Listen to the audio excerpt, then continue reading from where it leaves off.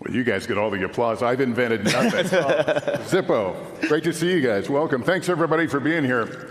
Very excited about this conversation. We'll set this up by letting folks know you guys are friends. You have your work is kind of, worked in together on some important projects and some important things. So we're going to get into some of that as well. But you're wondering why the two of them are here. That's why. Thank you so much for your time. Let me get. Let's start off with kind of a perspective.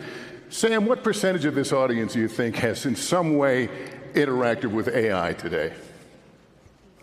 I would bet most. I'm not going to hold you to it, by the way.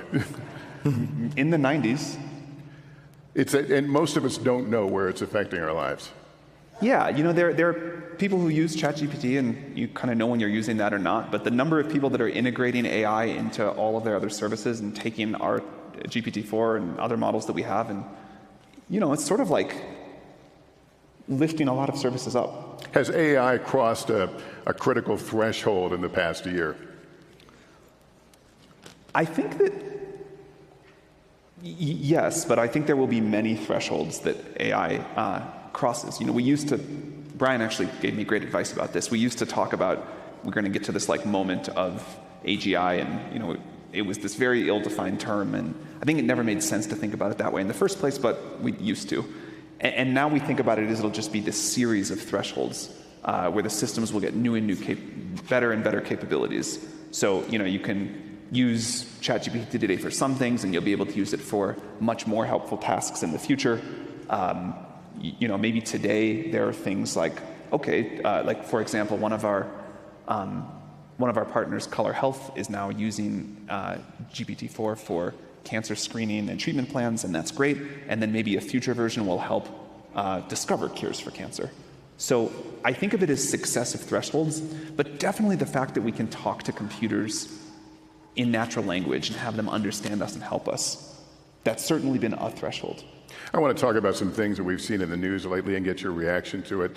At times you have both made friends and enemies fairly quickly. You struck a big deal with Apple recently. Elon Musk was upset and said he wouldn't allow Apple products at his companies. Did you see that reaction coming? Well, I saw it happen, but no, I didn't. I didn't. I sort of doubt it will actually happen, but I didn't predict that. Does it represent something that's happening on the outskirts of OpenAI in terms of reaction from other tech companies? No, I think that's just like an Elon reaction. And Brian, let me turn to you. Airbnb recently picked up an AI startup. Are we at a point now that every tech company is going to have a piece of this action, a partnership, or its own development plans? Yeah, I think that just like now every company almost in the world is on the internet, AI is just going to be completely embedded in everything that we do. And I think that one of the things that's incredible about Sam is, like Sam used to say, if you want to be a great entrepreneur, you have to be right about one big thing in your career. And I think that Sam was right about one of the biggest things in the history of tech, because this is going to be something that's going to affect people's lives more than any technology that we've ever seen in the past. But I think a lot of the conversation, we're talking about AI as this existential, enigmatic thing. And I think one of the things we're missing is just talking about the practical ways that people can benefit their lives. So I can just give you an example of Airbnb, but Sam has a lot of examples. So today, Airbnb is a way you type in a city, and you find a home, and you book a home, and that's Airbnb, and that's pretty much the way that the internet's worked for the last 20 years. But imagine in the future systems that understand you better. That's the real promise, a computer that can understand you. It can ask you, well, who are you, Lester? What are your hopes? What are your dreams? Where do you want to travel? What do you one day want to do with your life?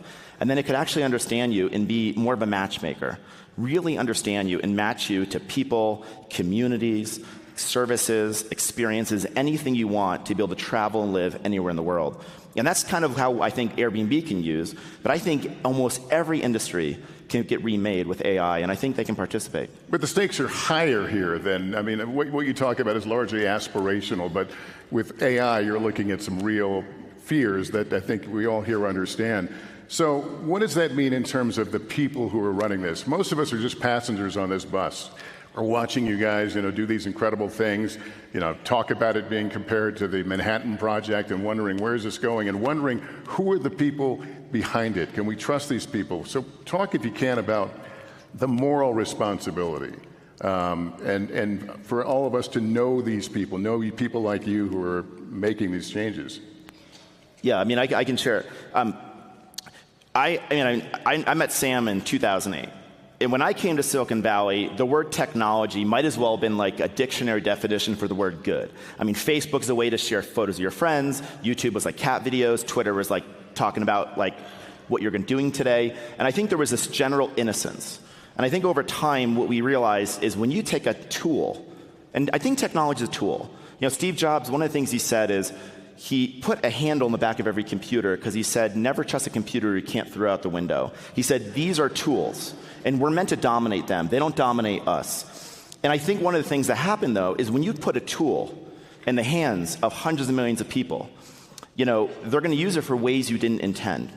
And I think we are much more sober and realistic in this new generation because I think we learned a lot of the lessons of the last generation. We learned about how technology can be used mostly for good, but there's always unintended consequences. And so I think this time, one of the things I've seen Sam do is he's been very cautious, not Pollyannish at all, about where this technology is going, and really telling governments there actually is a need for regulation. Sam, I want to get your take and give you a chance to talk about your firing. You were fired from your own company. Why? Let me first touch on something that Brian said with your earlier question, and then I will be very happy to talk about that.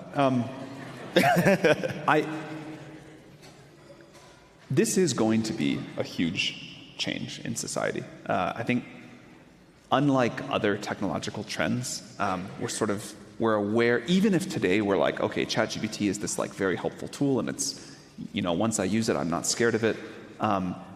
There is a sense of super understandable anxiety about where this is going to go. What does it mean if these tools keep getting more capable at the rate they've been getting capable at? And there's tons of wonderful things, and we could talk about those all day. But there is this, what is the future going to look like, even if we solve every safety problem, even if we solve every misuse problem, even if we figure out the perfect regulatory regime? Like, what are our lives going to be like when it's not just like the computer understands us and gets to know us and helps us and do these things, but we can say like, hey computer, like discover all of physics, and it can go off and do that. What does it mean when we can say like, hey, start and run a great company? It can go off and do that. So that's a big change. That's a lot of trust that we have to earn to be some of the stewards. There will be many other people working on this, of this technology, and we're proud of our track record. I think if you look at the systems that we've put out and the time and care we've taken, we've been able to get them to a level of generally accepted robustness and safety that is well beyond what people thought we were going to be able to do when we got to these initial systems a few years ago. Like when you looked at GPT-2 or GPT-3 and said, are we going to be able to make this safe enough to use? A lot of people thought no. But there's this thing, the future is like looming large, and we've got to continue to earn the trust with what we do, the systems we put in the world, and how we have legitimate decision-making over these systems, how we broadly empower people with them, how we continue to promote stability in the world in the face of all of this change. And it makes people very anxious. And the whole board firing me and coming back thing, I mean, Brian was an enormous help during that.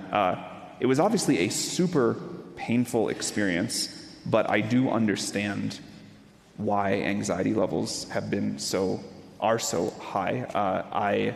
And I think the previous board members, they're nervous about the continued development of AI, had whatever feelings they had about me and how we were doing things. And although I super strongly disagree with what they think, things they've said since, how they acted, I think they're fundamentally good people who are nervous about the future and trying to figure out how we get to a good outcome. I'm super excited with the new board. They're extremely constructive and helpful and experienced and strong, and it's been a very productive thing since then. But that was a horrible experience to go through, not during the moment where it was just like, this is a crazy thing, let's figure out how to undo it, and Brian was like unbelievably helpful, but then the period after that, where I just had to like kind of pick up the pieces in this like state of emotional shock, that was really bad. You were trying to pick up the pieces. You were picking up the phone, Brian. Yes.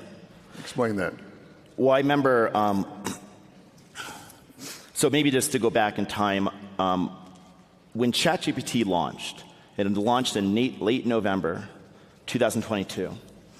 It was a phenomenon unlike anything we'd seen probably since the launch of the iPhone. I have no recollection of anything. And we knew overnight everything was going to change. And I remember meeting with Sam, and I said, I've been through a little bit of this rocket ship before, and I'm not going to advise you on the core research of AI, but when it comes to like marketing and like stakeholder management and PR and like design and product and everything that's not that, you're going to go on a rocket ship. And I'm only where I am today because people believed in me. And people helped me. And one of the great things about Silicon Valley is it's a high trust place where people will help. So I just wanted to be helpful to him. So this goes on for about a year. It's 1 year later, and I get a text message. And it's actually from somebody else saying Sam was fired from OpenAI. I was like, fired? And I immediately texted him. And I think his text back to me was 5 minutes later. He had just found out he was fired. And he said, so brutal. And I go, what happened? So we get on the phone, and he doesn't know what happened. It wasn't fully explained to him. And by the way, his co-founder, who was also on the board, was removed from the board. And that seemed to me very suspicious.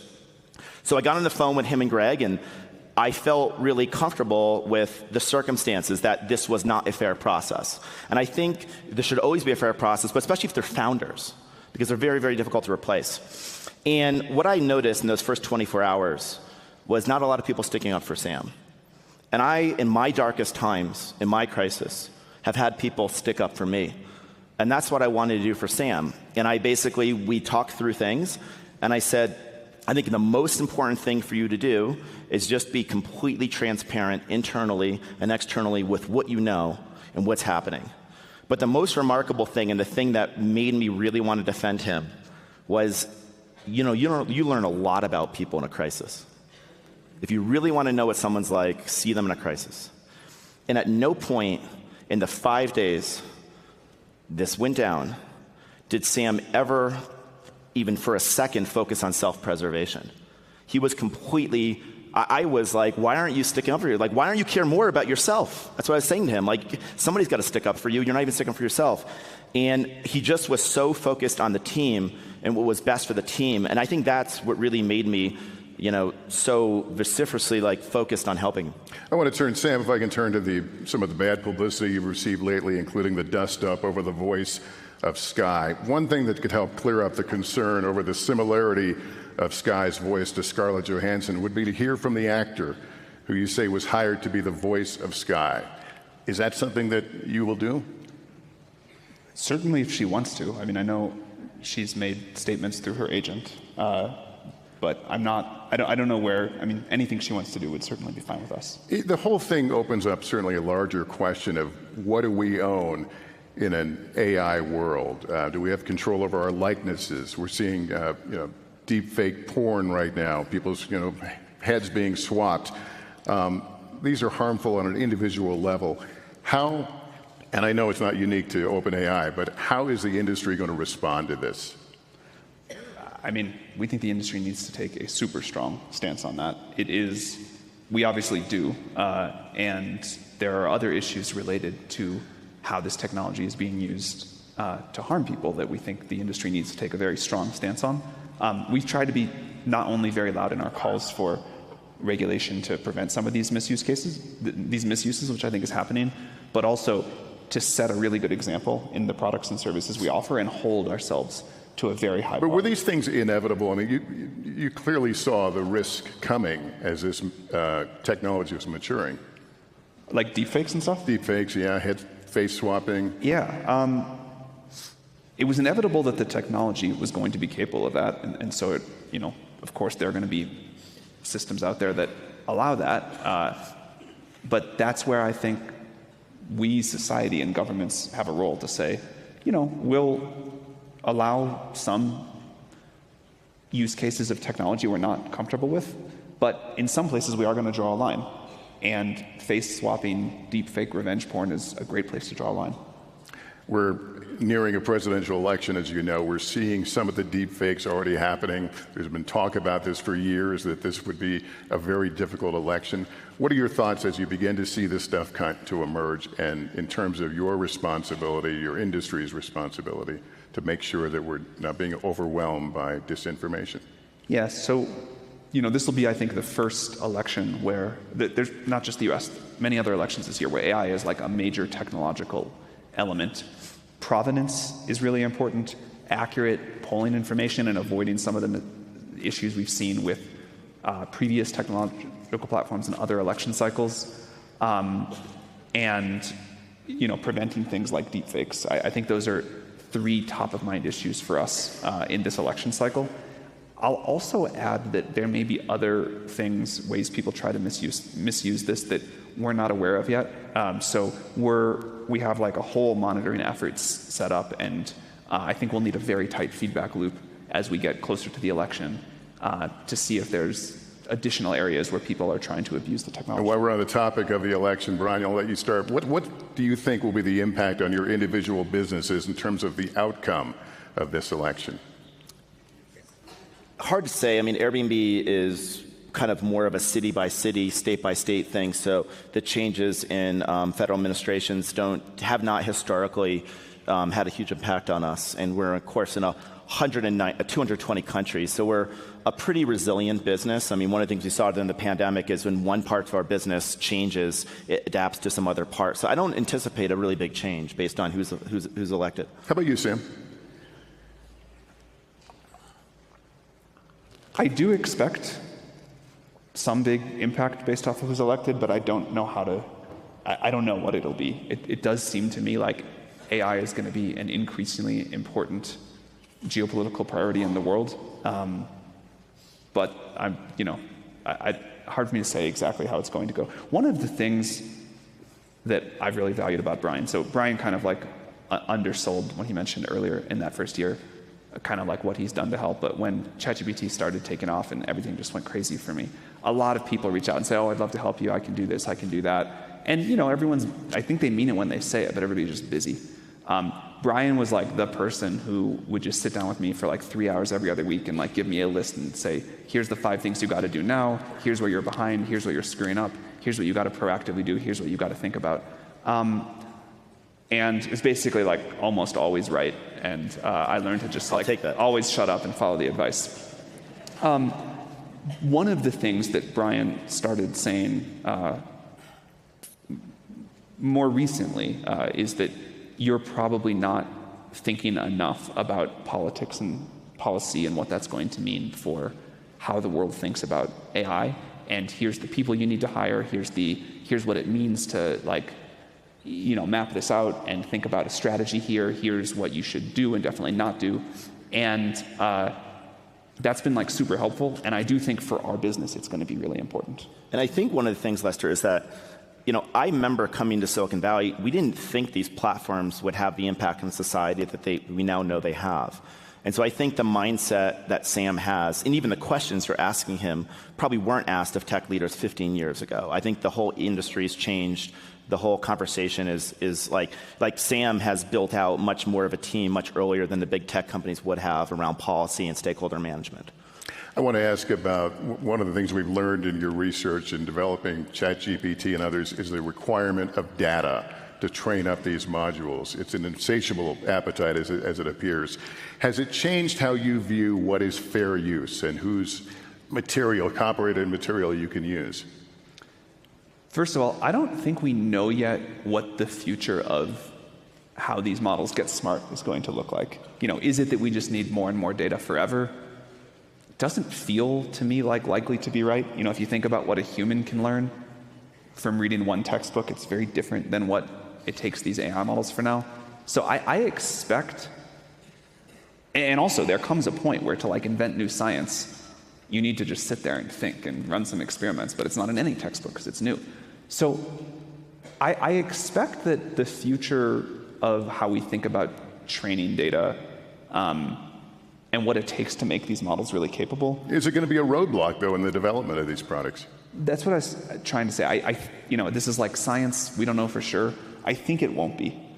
Now, that said, the issue of like fair use and how to think about how people who create data, create knowledge, create wonderful books, I think, although like from a legal perspective, we're confident in our fair use position, now that we see where this may evolve, we need to figure out new economic models where the whole world gets to participate. And I think this goes beyond just people who have data that we train on, but also, and we've found many different ways to license it and do different things, but also the people that provide the feedback to the models, the people who like go off and create great real-time news that maybe the model doesn't train on, but you want to display it at the time, and that there's a lot of work that goes into that.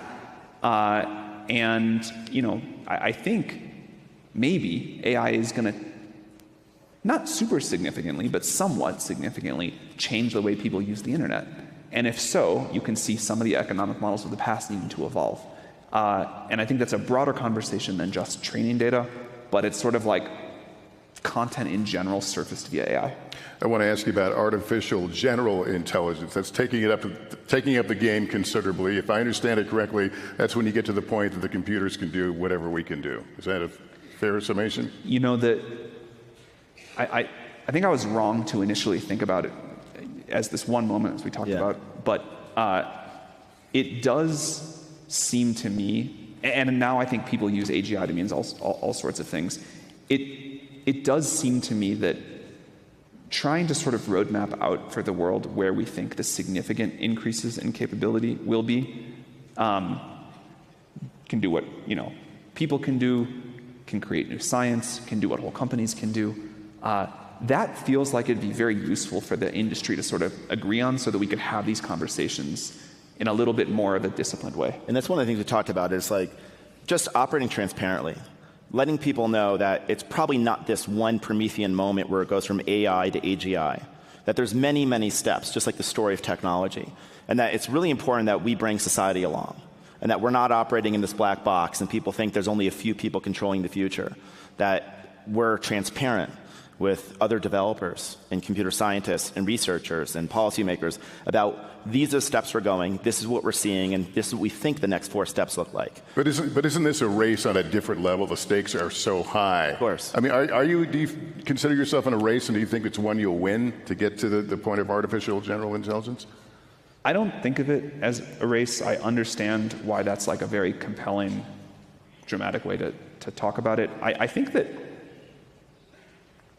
there may be a race between nation states at some point, but the companies that are developing this now, I think everyone feels the stakes, the need to get this right. I also think, to Brian's point, that there's not this milestone we're all racing towards. It is this continual evolution of technology where we melted sand and figured out how to like turn it into transistors, and then figured out how to like build an operating system and do a certain kind of programming, and we made it bigger and bigger, and then we figured out how to like train these systems that are sort of smart in some ways, but they're not off like running as these autonomous things. They're tools that we're using to do more than we could before, in the way that we used computers to do more than we could before without AI, and in the way we used machines in the Industrial Revolution to do more than we could before, and in the way we used agriculture to be able to have time and space to do more things than we could before. And I don't think it's this race to a milestone. It's this ongoing, the next step and the next one and the next one, and the tools are going to get better and better. But what happens is it's not like, for sure, technology is not neutral and tools are not inherently neutral things, but the impact we can have by building the tools is important. We want to get that right. People are going to go use these tools to invent the future that we all collectively live in. And what one person can already do now, before ChatGPT existed, is an impressive leap. And by the time we get to GPT 6 or 7, what one person can do will be incredibly increased.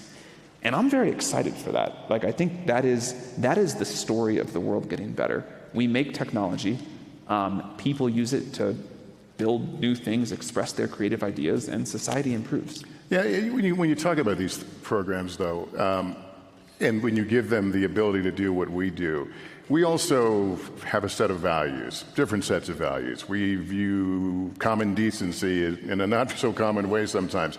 How do you teach that to a computer in a way that won't be harmful? How do you teach values that are positive? One of the things that has surprised me, and I don't want to say this gets us like, this solves the whole AI alignment problem, but at our current levels of systems, our ability to teach a model a certain set of values and to behave in a certain way is way better than I thought it was going to be at this point. Now there's a harder question, which is who gets to decide what those values are, who gets to decide what the defaults are, how much an individual user can sort of customize them within those broad bounds. And as an early step there, we put out this thing maybe a month or two ago called the spec, where we tried to say, here is our desired model behavior. Here are the values we want our model to follow. And that way people can at least tell if it's a bug or intentional when it does something that they don't like. And over time, society can debate what those values are, and we can adapt to it. So I'm very heartened by our technical progress on this topic. But man, writing that set of values or getting society to debate and agree on what those set of values should be, that's a much harder challenge. And Brian, as you've talked about, you've given Sam advice from time to time. I read somewhere, I don't have the exact quote in front of me, at least I can't find it right now, but the notion of go for it and figure it out later. I don't know what is the quote? It's the idea that you have believed that you need to go for it when it comes to this kind of research. Are there brakes that should be put on? Well, yeah, I mean, I think if you imagine you're in a car, the faster the car goes, the more you need to look ahead in front of you and you need to anticipate the corners. And I think that we acknowledge that this technology is so powerful that I think this is why we're like being so thoughtful. I mean, people really are agonizing over how to treat these systems, and I do not remember us doing this in 2007, 2008. So I do think it's a very, very different time. I mean, one of the things that Sam and I talked about was bring other stakeholders in early. And one of the things we did last year was we went on a tour around the world, meeting with people. It was mostly, I think, a way to get feedback from people, educate people, and really get feedback. So I think the key point, Lester, is we never go so fast that we leave society behind. That we only go as fast as to bring everyone along. And I think that if everyone here could feel like they could participate and they could have their input into it, then I don't really think there's a huge thing to fear. I think the thing to fear is something we don't understand or we're left out of, and something that runs away from us that we can't control. And so that's the future we don't want to live in. Also, it's quite interesting. If you say the word AI, it can be scary. You say ChatGPT, it doesn't sound as scary because it's a very tangible tool. So I think we need to also just focus on that which is in front of us and how can we help people. There's a lot of problems right now. And OpenAI, I mean, it can lead to a lot of scientific research and discovery. ChatGPT can be an incredible tool for artists. With Airbnb, we think it can really bring people together. We're living in this huge epidemic of loneliness. We can use this to help bring people together. At the end of the day, it's not the technology, it's the people with the technology. It always comes down to the people, their values, and are they good people? The way I sort of think about this is we need to learn how to make safe technology. We need to figure out how to build safe products, and that includes like an ongoing dialogue with society about, hey, this has this impact I didn't expect or don't want, and also you're not letting me do this thing that's really important for this reason you didn't understand. So the way that we talk to the broader world and the people that use and impacted by our products and let them reflect what they want. And then also like a safe operating plan, which is we get better and better at predicting capabilities. Research is, of course, an open question. You don't always know where it's going to go, but before we start training a new model, we'd like to be able to say, here are the dangerous capabilities that we think could happen. We have a preparedness framework to test them. Sometimes this takes a very long time. With GPT-4, for example, we had about 8 months between when we finished training and when we released it, including lots of external consultation and red teaming. Future models may take even longer, but it is very important to get the feedback from society. One thing that I don't think is good is to let a huge capability overhang build up, and then we haven't had that feedback loop with society. So we do need to figure out how to balance that, but yeah, taking the time to get it right is very important. Are you ever inclined, or you think you'd ever be inclined to back up, to see the future and find it is maybe as scary as some people have suggested? Are you prepared to hit that moment where you have to take a step back, even as your competitors may want to move forward? For sure. There are things that we have built and chosen not to release or held back for long periods of time. There are plenty of other companies that would release things that we won't. We're not going to get every decision right, of course, and we also may at some point deploy something and need to take it back, but there'll also be things that we just don't deploy. You know, we talk about these scary images. Did it help when you compared where you are with AI with the Manhattan Project, the race to build an atomic weapon? Was that helpful for you as you try to make your case? I mean, we try to give a number of historical analogies because we think it is important. We may be wrong, we may be right, but it's important for us to tell society what we believe the level of importance of this technology is. There's no perfect historical analog for any new technology. So we can say there were some things about the Manhattan Project that are like what we're doing now. There's some things about the Apollo program. There are some things about the iPhone. There are some things about that iMac with the handle, which I also really loved. There are some things about the internet. There are some things about the Industrial Revolution. But what I think is important is to say, here are the parts where we can look to a historical analogy, and here are the parts where we can't.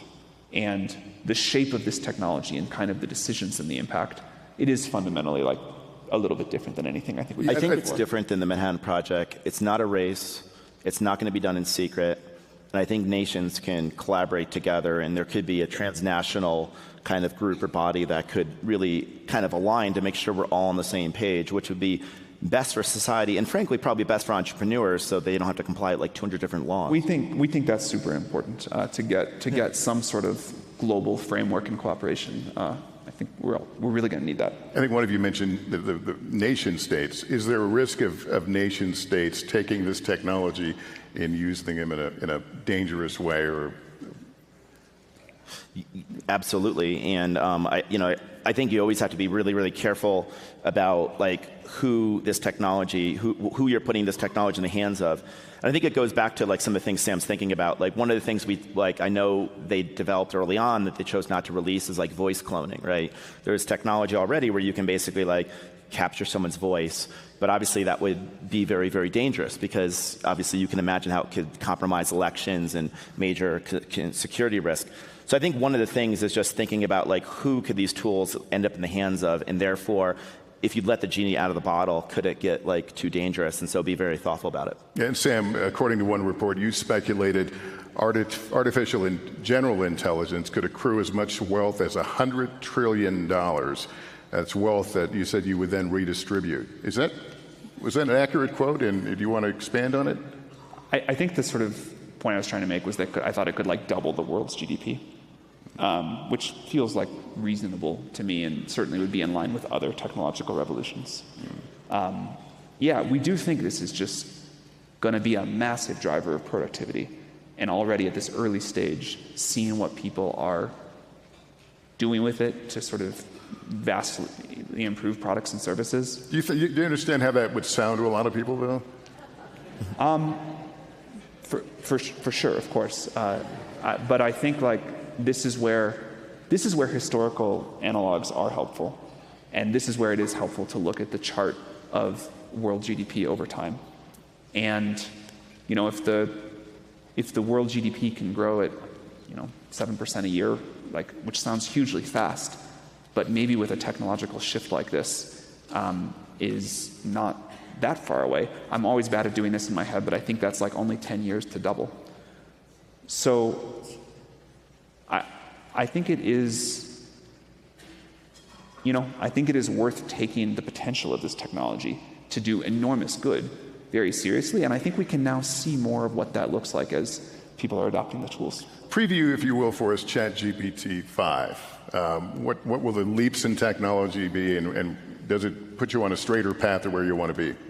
Does it put us on a what path? I'm sorry? A what path? Does it put you on a straighter path in terms of your goals? So we don't know yet. We're optimistic, but we still have a lot of work to do on it. But I expect it to be a significant leap forward. A lot of the things that GPT-4 gets wrong, can't do much in the way of reasoning, sometimes just sort of totally goes off the rails and like makes a dumb mistake, even a 6-year-old would never make. I expect it to be much, much better in those ways, and to be able to be used for a much wider variety of more helpful tasks. And it does go off the rails sometimes. Is that a result to back where we were speaking about the lack of data or the shortage of data? I think it's many things together. We're still just so early in developing such a complex system. There's data issues, there's algorithmic issues. The models are still quite small relative to what they will be someday, and we know they get predictably better. So I think it's more like there's many things that we need to go improve all of, and we're still just so early in the technology. The first iPhone was still pretty buggy, but it was good enough to be useful for people. Yeah, I think that I don't think things are going to change as much in the world in the next couple of years as people think. It's not linear. Things are going to change slowly and then probably all of a sudden. And I think everyone's still trying to figure out how to use this technology. If you take your phone and you look at your home screen and ask yourself, a year and a half after ChatGPT launched, how many apps are fundamentally different because of AI? And very few of them are fundamentally different. So I think we're still in this world where we're developing a lot of the computation with NVIDIA. Sam and team are developing the models. And a lot of the change in society is going to happen when people build on top of those models, the applications.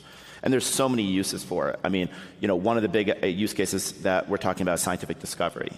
Think about what this can do to drug research, to some of the biggest kind of types of ills in society. There's a lot this can do with education. We think this can essentially give access to tutors to everyone around the world. Creative people. I know there's a lot of fear that artists can be replaced, but I think if artists participate, I went to design school, I think this is a technology that they can use. So I think we can go down the list, and I think there are going to be a lot of really exciting opportunities in the next 3 to 5 years. Where do you want to be in 5 years, Sam? Further along this same path. We'd like to... One of the most fun parts of the job is getting tons of email every day from people who are using the tools in these amazing ways. I, was able to diagnose this health problem that I'd had for years, and I couldn't figure it out and was making my life miserable, and I just typed my symptoms into ChatGPT and I got this idea and went to see a doctor, and now I'm totally cured. Or I've been trying my whole life to learn these things and couldn't do it, and I got ChatGPT to be like a tutor for me. Or I'm 3 times as productive as a developer, and I'm doing these amazing things, or I'm a scientist using it. And I love getting those things. I love how much people love ChatGPT. I really do. And 5 years from now, I just hope it's a lot more of that. I hope we have put this tool into the world that continues to delight people and let them do more and be their best at whatever they're doing. Well, we'll be having more conversations like this down the road, certainly as you go down your path. But I want to thank both of you, Sam Altman and Brian Chesky, for taking time and being with us here in Aspen. Great conversation. Thank guys. you. Nice job. Thank you. Thanks for watching. Stay updated about breaking news and top stories on the NBC News app or follow us on social media.